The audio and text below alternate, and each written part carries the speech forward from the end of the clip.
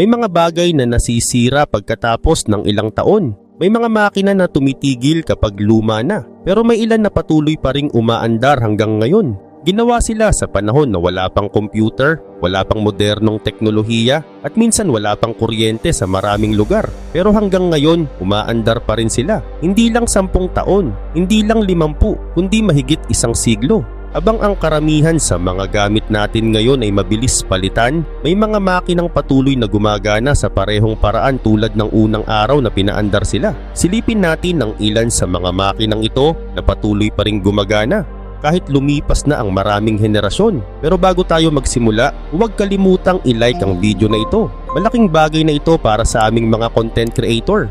Maraming salamat at ngayon simulan na natin. Unahin natin ang isang simpleng ilaw na naging alamat. Noong 1901, ikinabit ang isang carbon filament light bulb sa fire station number 6 sa Livermore, California. Hanggang ngayon naka-on pa rin ito. Kilala ito bilang Centennial Light. Kinilala ito ng Guinness World Records at ng Ripley's Believe It or Not bilang pinakamatagal na gumaganang bombilya sa mundo. Ginawa ang bombilyang ito ng Shelby Electric Company ng Ohio noong huling bahagi ng 1890s. Ang salamin nito ay hinulma sa pamamagitan ng pag-ihip at sa loob nito ay may makapal na carbon filament. Iba ito sa modernong bombilya na gumagamit ng tungsten filament na sobrang init kung umilaw. Ang Shelby bulb ay mababa lang ang init at mahina ang liwanag, kulay orange na parang kandila. Gumagamit lang ito ng halos 4 watts na kuryente. Dahil hindi ito masyadong umiinit, hindi agad nasisira ang filament sa loob. Ayon sa ulat ng fire station, unang inilagay ang bombilya noong 1901 sa lumang gusali nila sa L Street. Nang lumipat sila ng building noong 1976, hindi nila ito basta pinatay. Maingat nila itong inilipat habang may kuryente pa, may escort pa ng pulis at mga electrician para siguradong hindi ito matagal na maputulan ng power. Simula noon, halos tuloy-tuloy ang pag-ilaw nito maliban sa ilang sandaling brownout at maintenance. Noong 1970s, sinuri ito ng mga engineer mula sa General Electric at ng Illuminating Engineering Society. Kinumpirma nilang original itong Shelby bulb at buo pa rin ang filament. Noong 2015, nilagyan ito ng digital power monitor para maitala ang anumang interruption. Doon napatunayang umabot na ito sa mahigit 1 million hours na pag-ilaw. Sunod naman ang isang orasan sa gitna ng Munich, Germany. Sa loob ng tore ng St. Michael's Church, may isang electric clock na mahigit 130 years nang gumagana. Dinisenyo ito ni Johann Baptist Zettler noong 1880s. Isa siya sa mga unang gumagawa ng electric timekeeping mechanism sa Germany. Ang orasan na ito ay espesyal dahil nasa pagitan nito ng lumang style na pendulum at ng bagong electric technology noon. Noong una, pinapagana ito ng weight-driven escapement, parang traditional na orasan na may pabigat. Kalaunan, kinonvert ito para gumamit ng electric impulses, isang ideyang pinauso ni Zettler noong panahong iyon. May maliit na electromagnetic coil sa loob ng orasan na nagbibigay ng tamang tulak sa pendulum upang magpatuloy ang galaw nito ng pantay at regular. Dahil pinalitan ng coil ang maraming gears, mas kaunti ang nagagasgas na pyesa sa paglipas ng panahon at hindi rin ito maselan sa langis. Ayon sa maintenance records, regular lang ang paglilinis at pag-aayos ng wiring. Pero wala nang malaking pyesa ang pinalitan mula pa noong unang bahagi ng 1900s. Hindi ito tulad ng mga quartz o digital clock ngayon. Umaasa lang ito sa gravity, simpleng magnetism at maingat na metalwork. Wala itong electronics o sensitibong circuit board. Sunod naman ang isang higanting gulong ng tubig na patuloy pa ring umiikot mula pa noong 1854. Sa itaas ng baryo ng Laxey sa Isle of Man, makikita ang malaking red at white water wheel na kilala bilang Laxey Wheel or Lady Isabella. Mahigit 160 years na itong umiikot. Natapos itong itayo noong 1854 para magbomba ng tubig palabas ng Great Laxey Mine. Hanggang ngayon isa pa rin ito sa pinakamalaking gumaganang water wheel sa mundo at isa sa pinakamatandang mechanical na machine na nanatiling gumagana sa orihinal nitong anyo. May sukat itong humigit kumulang 72 and 1/2 feet ang diameter at 6 feet ang lapad. Dinisenyo ito ng engineer na si Robert Casement at ipinangalan sa asawa ng gobernador na si Lady Isabella Hope. Noong aktibo pa ang minahan, pinapaandar ng gulong ang hanay ng rods at cranks na umaabot ng higit 600 meters sa ilalim ng lupa para magbomba ng tubig mula sa mas mababang bahagi ng minahan. Hindi ito nangangailangan ng gasolina o kuryente. Gravity at umaagos na tubig lang ang kailangan para gumana. Nang magsara ang minahan noong 1929, hindi ito pinabayaan. Ginawa itong historical monument at iningatan para manatiling maayos. Hanggang ngayon umiikot pa rin ito araw-araw tuwing tourist season gamit ang parehong water system na nagpapaandar dito mula pa noong panahon ng Victoria. May mga restoration na ginawa lalo na noong 1989 at muli noong 2022 kung saan pinalitan ang mga kalawangin na bakal at bulok na kahoy. Pero ang mismong pangunahing mekanismo ay nananatiling original. Mahigit 160 years na ang nakalipas pero hanggang ngayon ginagawa pa rin ng Laxey Wheel ang orihinal nitong tungkulin. Gamit lang ang lakas ng umaagos na tubig at ang matalinong disenyo nito. Sunod naman ang isang kahanga-hangang orasan sa loob ng Strasbourg Cathedral. Natapos ito noong 1843 at ito na ang ikatlo at pinaka-advanced na version ng mas matandang proyekto na nagsimula pa noong 14th century. Kilala ito bilang Strasbourg Astronomical Clock. Hindi lang ito basta nagsasabi ng oras. Ipinapakita rin nito ang posisyon ng araw at buwan, ang phases ng buwan, solar at lunar eclipses, equinoxes, at kahit ang petsa ng Easter base sa solar at church calendar. Mayroon din itong automata, mga mechanical na figurine na gumagalaw kada oras. Tuwing tanghali, makikita ang mga apostol na dumadaan sa harap ni Kristo. Isang eksenang matagal nang inaabangan ng mga bumibisita. Ang nagdisenyo nito ay si Jean-Baptiste, isang mathematician at clockmaker mula Strasbourg. Mahigit 30 years niyang binuo ang disenyo. Nakagawa siya ng gear mechanism na may halos 100,000 na pyesa at marami sa mga iyon ay gumagana pa rin hanggang ngayon. Mahigit 180 years na ang nakalipas pero pareho pa rin ang galaw at kalkulasyon nito. Ngayon naman, pumunta tayo sa isang lumang steam engine sa Jensen Machine Works sa Pawtucket, Rhode Island. Nasa loob ito ng isang na-preserve na bahagi ng complex. Ginawa ito noong 1890s at mahigit isang siglo na itong tumatakbo. Dati, ito ang nagbibigay ng lakas sa mga machine tools na gumagawa ng kagamitan para sa lumalaking textile industry ng New England. Isang malaking horizontal steam engine ito na sumisimbolo sa panahon kung kailan ang singaw at bakal ang nagpapatakbo sa industriya. Hanggang ngayon umaandar pa rin ito, patunay ng tibay at galing ng disenyo noon. Ngayon ang steam engine sa Jensen Machine Works ay isa ng working exhibit at buhay na alaala ng industrial era. Gumagana pa rin ito gamit ang parehong bearings, pistons at flywheel na unang umikot noong 19th century. Ang Jenks Machine Works ay bahagi ng Blackstone River Valley na madalas tawaging pinagmulan ng Industrial Revolution sa Amerika. Matagal nang tumigil ang produksyon sa lugar pero may grupo ng preservation engineers at volunteers na nagpatuloy sa pag-aalaga ng makina. Ngayon pinapagana ito gamit ang low-pressure steam mula sa modernong boiler para sa kaligtasan. Pero ang galaw at tunog nito ay kapareho pa rin ng naririnig noong 1890s. Regular na paglilinis, paglalagay ng langis at inspeksyon sa main bearings lang ang kailangan para manatili itong maayos sa loob ng mahigit isang siglo. Ang mas kahanga-hanga rito ay hindi ito kailanman tuluyang pinatigil o nirebuild ng buo.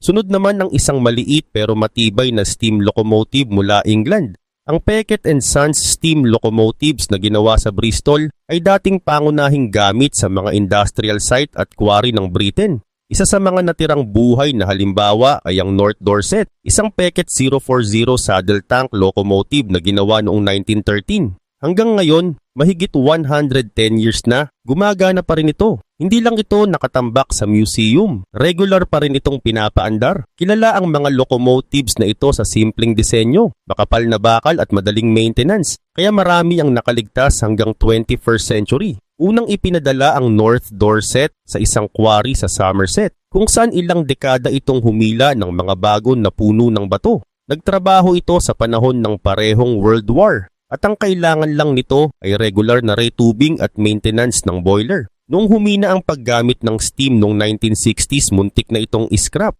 Buti na lang at nailigtas ito ng mga volunteers at ni-restore. Noong early 1980s, muli itong ibinalik sa serbisyo. Simula noon, humihila ito ng maiikling tourist trains at demonstration freight. Kinumpirma ng Rail Safety Executive ng United Kingdom na pasado pa rin ito sa kasalukuyang operating standards. Dahil dito isa ito sa pinakamatandang steam locomotive sa Britain na regular pa ring pinapaandar at certified para sa heritage mainline operation.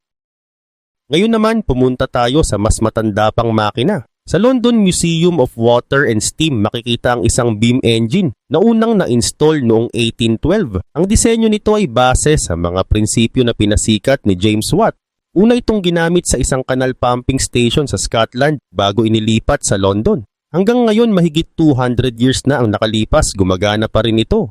Gumagamit ito ng malaking overhead beam na naglilipat ng puwersa mula sa vertical piston papunta sa umiikot na flywheel na nagpapaandar ng mga bomba ng tubig. Ang bakal na beam na may habang 10 meters ay umaalog pa ulit-ulit sa bawat galaw at bawat stroke ay pinapagana ng lumalawak na steam sa loob ng single 44-inch cylinder. Noong aktibo pa ito, kaya nitong mag-angat ng libu-libong galon ng tubig bawat oras para sa supply ng London.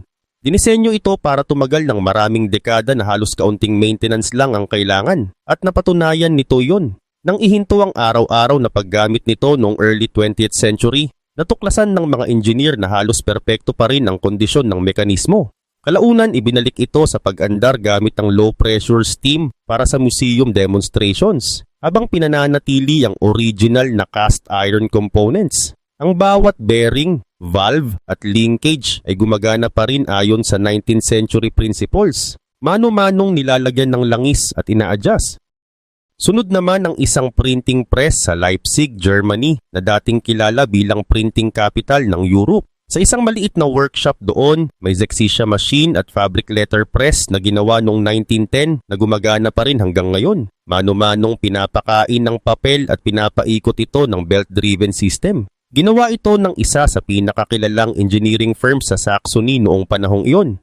Hanggang ngayon ginagamit pa rin ang parehong cast iron rollers at mechanical plates na orihinal ng ikinabit mahigit isang siglo na ang nakalipas. Nakalilikha pa rin ito ng fine art prints gamit ang parehong mekanismo. Isa itong tahimik pero matibay na paalala na ang mga makinang ginawa noon ay hindi lang para sa mabilisang gamit kundi para magpatuloy sa paglikha sa loob ng maraming henerasyon. Sa kasalukuyan, nasa isang workshop ito sa Leipzig at ginagamit para sa demonstration at limitadong production printing. Gumagana pa rin ito gamit ang original na flywheel, crankshaft at inking system. Maaari itong paandarin gamit ang foot pedal o electric motor at pinipisil nito ang metal type o etched plates laban sa papel para mailipat ang tinta. Kahit lampas 100 years na ang edad nito, nananatiling mahigpit at eksakto ang pagkakagawa ng mga piyesa. Isang malinaw na halimbawa ng German industrial craftsmanship. Hindi talaga ito tuluyang tumigil. Mula nang ma-install hanggang 1963, tuloy-tuloy ang paggamit dito. Sa panahon ngayon na halos lahat ay digital printer na. Ang early 20th century letterpress na ito ay ganap pa ring gumagana. Gamit lang ang mechanical na galaw at ritmo ng tao. Mahigit isang siglo na mula nang unang mag-iwan ito ng tinta sa papel. Pero hanggang ngayon ay maririnig pa rin ang tunog nitong kumakalampag at umuugong parang tulay mula sa panahon ni Gutenberg papunta sa 21st century. Ngayon naman lumipat tayo sa London at sa isang kilalang landmark. Nang magbukas ang Tower Bridge noong 1894, itinuring itong isang malaking tagumpay sa engineering. Isa itong kombinasyon ng bascule at suspension bridge na kayang itaas ang napakalaking kalsada para makadaan ng mga barko. Ang nagpapagana rito noon ay isang hydraulic system na pinatatakbo ng steam. Sa halip na kuryente, gumagamit ito ng steam-driven pumping engines para pataasin ang pressure ng tubig. Iniimbak ang pressure na ito sa hydraulic accumulators na nasa loob ng mga tore ng tulay. Kapag may barkong kailangang dumaan, binubuksan ang mga balbula at ang nakaimbak na pressure ang nagtutulak ng tubig sa mga tubo. Pinapaandar nito ang malalaking piston na nag-aangat sa dalawang baskule ng tulay, na bawat isa ay may bigat na mahigit 1,000 tons at naiaangat ito sa loob ng halos isang minuto. Sa loob ng halos 80 years, steam ang gamit ng mga makinang ito. Noong early 1970s, kinonvert ito sa electro-hydraulic system. Pero imbes na itapon ng lumang kagamitan, iningatan ito ng mga engineer. Hanggang ngayon, nasa engine rooms pa rin ang original na steam engines, accumulators at control valves. Buo pa rin ang mga ito at paminsan-minsan ay pinapaandar para sa mga demonstration. Bilang paalala kung paano gumana ang isa sa pinakamatandang tuloy-tuloy na mekanikal na infrastruktura sa mundo. Hindi na sila ang araw-araw na nagpapataas ng tulay. Pero kapag sinusubukan, gumagana pa rin sila gaya noong panahon ni Queen Victoria. Mahigit 130 years na mula nang maitayo ito. Pero isa pa rin ito sa kakaunting malalaking makinang Victorian na ginagamit pa rin hanggang ngayon.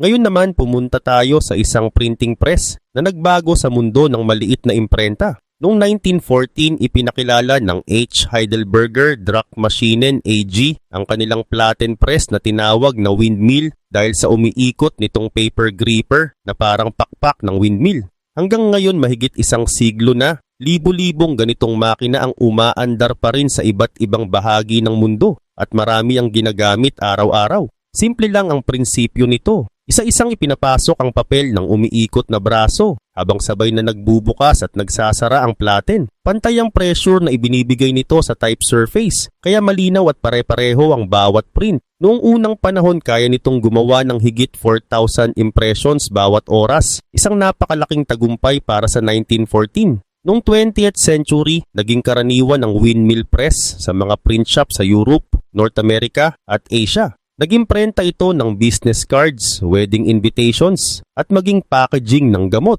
Marami sa kanila ang nakaligtas sa 2 World War at nagamit ng 3 o 4 na henerasyon ng printer sa iisang workshop.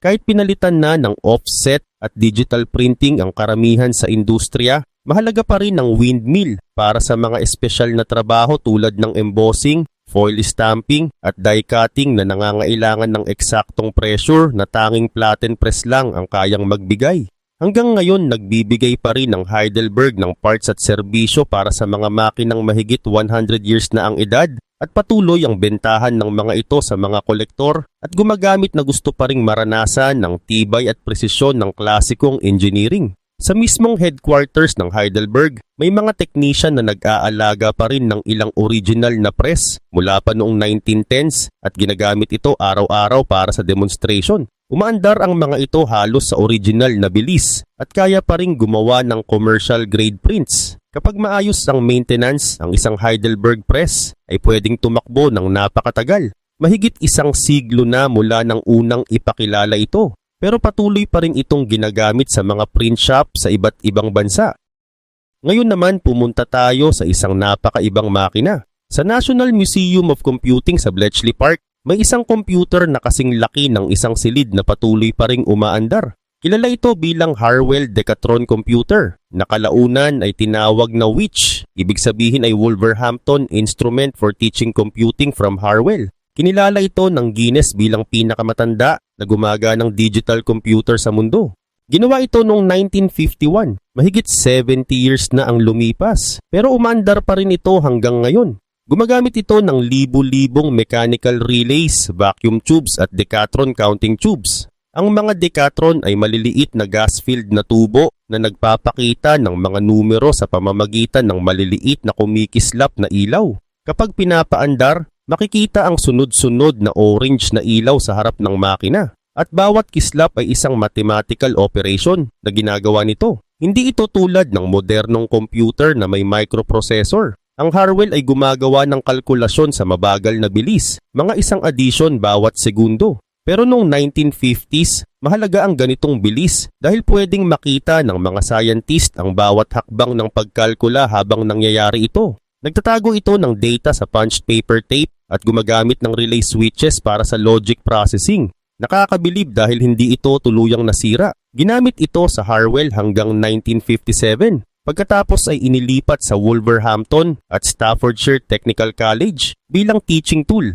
Nanatili itong operational hanggang early 1970s bago inilagay sa storage. Makalipas ang ilang dekada, sinimulan ng mga engineer ang maingat na restoration gamit ang original circuit diagrams. Pagsapit ng 2012, muli itong tumakbo gaya ng ginawa nito noong 1951. Original pa rin ang karamihan sa mga piyesa nito, kabilang ang 828 Decatron tubes at ang mga electromechanical relays. Ang inayos lang ay ang wiring insulation para sa kaligtasan. Hanggang ngayon pareho pa rin ang paraan ng pagproseso ng data. Maaaring panoorin ng mga bisita habang gumagawa ito ng kalkulasyon. Maririnig ang sunod-sunod na click ng mga relay at makikita ang paikot na orange na ilaw ng mga Decatron. Isa itong buhay na paalala kung paano nagsimula ang digital computing. Nung bawat numero ay may kasamang tunog at bawat sagot ay may kasamang ilaw. Hindi tulad ng karamihan sa mga unang computer na nakadisplay lang at hindi na gumagana. Ang Harwell Decatron ay patuloy na nagko-compute sa totoong oras. Sa panahon ngayon na mabilis palitan ng mga gadget, ang computer na ginawa noong 1951 ay umaandar pa rin ayon sa orihinal na disenyo. Ngayon naman lumipat tayo sa mundo ng sasakyan. Isa sa pinakamatandang internal combustion vehicle na gumagana pa hanggang ngayon ay ang Duryea motor wagon na ginawa noong 1893 ni Charles at Frank Duryea bago pa man nagsimula ang assembly line ni Henry Ford. Mano-mano nila itong binuo sa isang workshop sa Springfield at kinikilalang unang matagumpay na gasoline-powered car sa United States. Nakakagulat dahil may isa sa mga original na unit na ito na umaandar pa rin mahigit 130 taon na ang nakalipas. Mayroon itong single-cylinder na 4 horsepower engine, 2-speed transmission at upuang parang sa bisikleta. Ang frame nito ay base sa binagong karwahe ng kabayo. Ang pinakamahalagang ginawa ng magkapatid ay ang pagpapahusay sa reliability. Hindi ito tulad ng ibang experimental na kotse noon na tumatakbo lang ng ilang minuto. Ang Duryea ay kayang mag-start ng tuloy-tuloy at makatakbo ng ilang milya gamit ang sariling lakas. Noong 1895, isinabak nila ang kotse sa Chicago Times-Herald Race, ang unang organized automobile competition sa Amerika. Nanalo ang Duryea motor wagon laban sa mga electric at steam-powered na sasakyan kahit sa malamig na panahon ng November. Ang panalong iyon ang nagsilbing simula ng industriya ng sasakyan sa Amerika. Ngayon may ilang original na unit na nakadisplay sa mga museo, pero may isang inaalagaan ng Smithsonian na patuloy pa ring pinapaandar. Na-restore ito para gumana ng maayos pero halos lahat ng original na bahagi ay nandoon pa rin, kabilang ang kahoy na katawan at brass fuel fittings. Gumagana pa rin ang engine gamit ang original compression system at ang steering lever, preno, at belt drive ay pareho pa rin ng galaw gaya noong 1893. Mahigit isang siglo na ang lumipas pero ang mahinang tunog ng single-cylinder engine nito ay paalala ng simula ng automotive revolution. Ngayon naman sa tabi ng Hudson River sa Poughkeepsie, New York, may isa pang makina na tila hindi sumunod sa takbo ng panahon. Noong 1873, gumawa ang Worthington Pump and Machinery Corporation ng isang napakalaking steam-driven water pump para sa Poughkeepsie Ice Machinery Plant. Mahigit 150 years na ang nakalipas, pero sa iba't ibang anyo, patuloy pa rin itong umaandar hanggang ngayon. Ang Worthington Company ay isa sa mga nangungunang innovator noong panahon nila. Sila ang gumawa ng high-pressure pumps na nagbigay ng unang waterworks ng New York City. Nang magbukas ang Poughkeepsie Ice Plant noong early 1870s, nagsisimula pa lang ang mechanical na paggawa ng yelo. Bago pa magkaroon ng electric refrigeration, natural na kinukuha ang yelo mula sa nagyayelong ilog at lawa. Pero ang mga pabrika tulad nito ay nagsimulang gumamit ng compressor at condenser para makagawa ng yelo buong taon. Kailangan nito ng tuloy-tuloy at napakalaking supply ng malamig na tubig, kaya ginamit nila ang makina ng Worthington. Ang steam pump sa Poughkeepsie ay may dalawang pares ng cylinder na sabay gumagalaw. Kapag tinulak ng steam ang piston sa isang bahagi, sa kabila naman ay hinihigop ang tubig. Dahil dito tuloy-tuloy ang daloy nito. Hindi na kailangan ng crankshaft at flywheel, kaya mas kaunti ang mechanical wear at mas madaling mag-self-start. Isa ito sa dahilan kung bakit tumagal ito ng mahigit 150 years. Nang ihinto ang planta noong mid-20th century, naiwan ang pump sa lugar. Habang ang ibang kagamitan ay tinanggal o isingkrap, may mga preservationist na kumilala sa halaga nito at sinigurong mananatili itong gumagana. Pinalitan ang ilang kalawangin na tubo, nilinis ang dekadang grasa at ikinabit sa modernong boiler para sa low pressure operation. Nang muli itong paandarin, agad itong gumalaw na parang walang nagbago. Sunod naman ang solar railway sa Mallorca, Spain. Mula pa noong 1912, tumatakbo na ito sa mga bundok at malalawak na lugar ng isla. Humigit kumulang 27 kilometers ang haba ng linya nito mula sa sentrong lungsod hanggang sa baybaying bayan ng Soler. Sinimulan ang proyektong ito noong 1907 para maihatid ang mga orange at olive papunta sa merkado ng Palma. Matapos ang 5 taon ng pagtatrabaho sa matatarik na bahagi ng isla, binuksan ito noong 1912. Pagkalipas ng 2 taon, isa na ito sa mga unang railway sa Europe na gumamit ng kuryente sa pagpapatakbo. Ang mga locomotive nito ay may classic 4-motor configuration na kontrolado ng hand-operated rheostat at mechanical braking. Ang top speed ay nasa 40 kilometers per hour, kaya nitong umakyat sa napakatarik na daan, dumaan sa 13 tunnels at tumawid sa maraming tulay sa ibabaw ng bangin. Sa loob ng mahigit isang siglo, halos tuloy-tuloy ang serbisyo nito. At sa pinakahuli, may 2 makina na hindi lang tumagal sa lupa, kundi lumampas pa sa ating mundo. Ang Voyager 1 at Voyager 2, inilunsad noong 1977, ay patuloy pa ring gumagana sa kalawakan. Dinisenyo silang tumagal ng 5 taon, pero halos 50 years na silang nagpapadala ng data. Mahigit 15 billion miles na ang layo nila mula sa Earth. May dala silang scientific instrument tulad ng magnetometer, cosmic ray detector, at plasma sensor. Pinapagana sila ng radioisotope thermoelectric generator na gumagawa ng kuryente mula sa radioactive decay. Noong 1980, natapos ng Voyager 1 ang misyon nito sa Jupiter at Saturn. Ang Voyager 2 naman ang nag-iisang spacecraft na nakadalaw sa Uranus at Neptune. Noong 1990, sa kahilingan ng astronomer na si Carl Sagan, ibinaling ng Voyager 1 ang kamera nito pabalik sa Earth at kinuna ng kilalang larawang pale blue dot. Noong 2012, pumasok ang Voyager 1 sa interstellar space at sumunod ang Voyager 2 noong 2018. Bandang 2030, bababa ang power nila hanggang hindi na kayang paandarin ng anumang instrument. Kapag nangyari iyon, tatahimik sila at magpapatuloy sa paglalakbay sa interstellar space. Ang 2 makinang ito ay ginawa gamit ang slide rule at analog circuit bago pa ang personal computer at internet. Pero hanggang ngayon, gumagana sila sa kapaligirang hindi kailanman nasubukan noon. Ang Voyager ay paalala na may mga makina na hindi lang tumatagal dahil sa bakal at turnilyo, kundi dahil sa maingat na disenyo at pag-asa na kaya nating gumawa ng bagay na mas tatagal pa kaysa sa atin. Patuloy silang maglalakbay sa dilim ng kalawakan, tahimik pero buhay, isang patunay na ang ilang imbensyon ng tao ay kayang lampasan ng panahon.